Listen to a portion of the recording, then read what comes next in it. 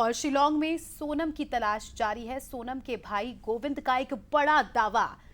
गोविंद का कहना है कि मेरी बहन सोनम अभी जिंदा है।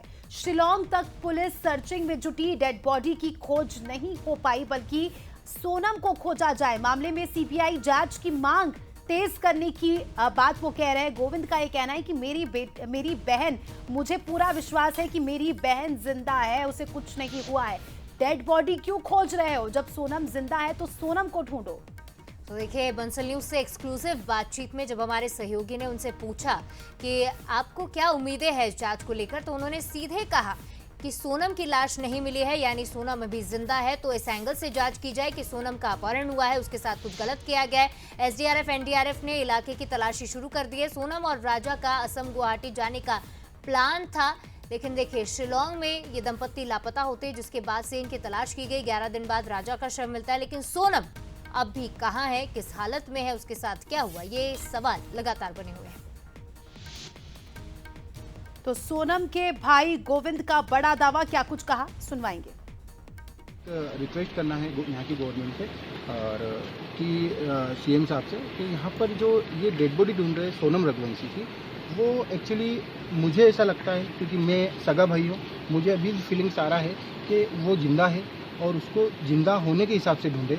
और मुझे लग रहा है कि वो अपहरण का केस है, जो कि किडनैपिंग करते हैं लोग यहाँ पर, तो वो मुझे लग रहा है। और एनडीआरएफ और एसडीआरएफ ऑलरेडी इन चीज़ों को सर्च कर चुकी है। अभी भी राजा का जो डेड बॉडी मिला है, वहाँ पे एनडीआरएफ और एसडीआरएफ ऑलरेडी डीप वर्किंग कर चुकी है। अखिलेश हमारे सहयोगी फोन लाइन पर जुड़ चुके हैं, उनसे जानकारी लेंगे। अखिलेश, सोनम के भाई एक बड़ा दावा करते नजर आ रहे हैं, क्योंकि वो मेघालय में ही है, शिलांग में ही है। उनका ये कहना है कि सोनम जिंदा है, तो उस एंगल से जांच क्यों नहीं हो रही? और बाकी हमारा भी सवाल है कि अगर ऐसा लग रहा है कि वो है, तो उस एंगल से भी जांच होनी चाहिए। बिल्कुल, सोनम के भाई है गोविंद, और पिछले 13 दिनों से वो शिलांग में ही है और लगातार जो टीम जो सर्चिंग कर रही है, उस टीम के साथ मौजूद भी है। उन्होंने बंसल न्यूज से भी बातचीत में कहा है कि जो सोनम है वो जिंदा है, क्योंकि उनको फीलिंग्स आ रही है, क्योंकि उन्होंने कहा कि मैं उनका सगा भाई हूँ।